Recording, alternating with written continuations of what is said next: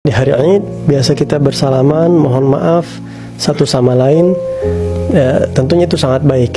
Tapi jangan sampai niat baik, etikat baik itu dilakukan dengan cara yang melanggar perintahnya Rasulullah SAW. Seperti contohnya bersalaman dengan wanita yang bukan mahram. Laki ataupun perempuan bersalaman dengan lawan jenis yang bukan mahram. Siapakah yang bukan mahram? Banyak tentunya diantaranya yang kita suka.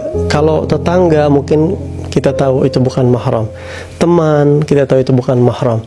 Begitu juga orang-orang yang lawan jenis yang kita di luar hubungan darah kita, itu jelas tidak boleh. Tapi terkadang umat Islam tidak sadar bersalaman dengan ipar. Ipar itu bukan mahram. Ipar-iparan tidak boleh saling bersalaman. Atau bersalaman dengan istri paman kita kalau kita laki-laki. Atau kalau kita perempuan bersalaman dengan suami bibi kita. Hal itu dilarang oleh agama. Maka perlu diperhatikan hal ini. Jangan sampai di hari Id justru kita panen dosa, kita banyak berbuat dosa. Rasulullah SAW bersabda, la an yut'an fi ra'si ahadikum bimikhyat min hadid khairun lahu min an yamassa imra'atan la tahillu lah.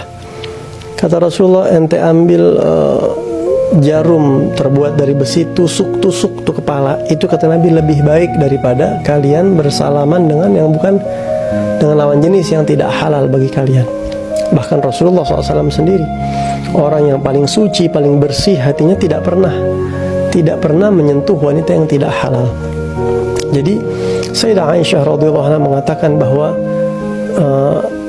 Rasulullah itu tidak pernah menyentuh tangan wanita yang tidak halal, la tahilullah, yang tidak pernah halal buat Nabi Muhammad SAW. Kalau ada orang sekarang yang mengatakan, nggak apa-apa, ini mah cuma teman, nggak syahwat, saya nggak nafsu dengan, saya tidak syahwat dengan dia, kan nggak apa-apa ini mah. Sekarang siapa yang paling bisa bersih, suci pikirannya daripada Rasulullah?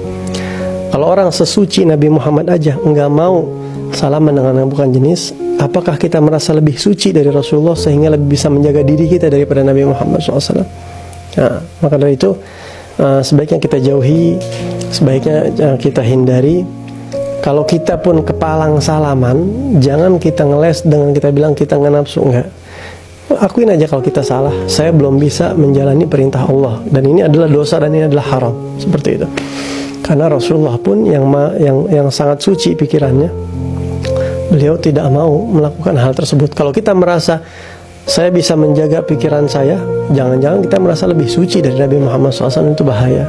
Rasul aja yang suci nggak mau melakukan itu, menjaga diri dari itu semua, apalagi kita yang lebih kotor daripada Rasulullah SAW.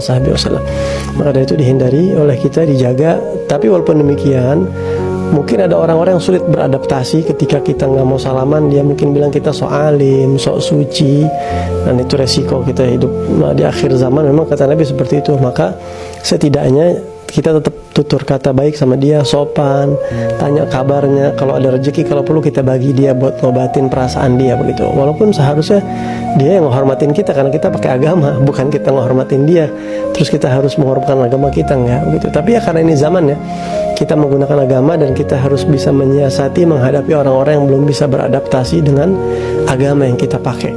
Nah, jadi buat kita yang biasanya salaman, tahun ini nggak salaman, tetap muka kita berseri-seri, mohon maaf lahir batin, tanya kabarnya, kalau ada rezeki kita kasih hadiah, supaya dia tidak terlalu kecewa dengan agama yang kita jalanin, walaupun dia sama-sama muslim.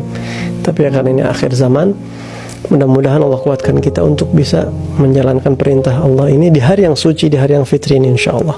Amin ya rabbal alamin.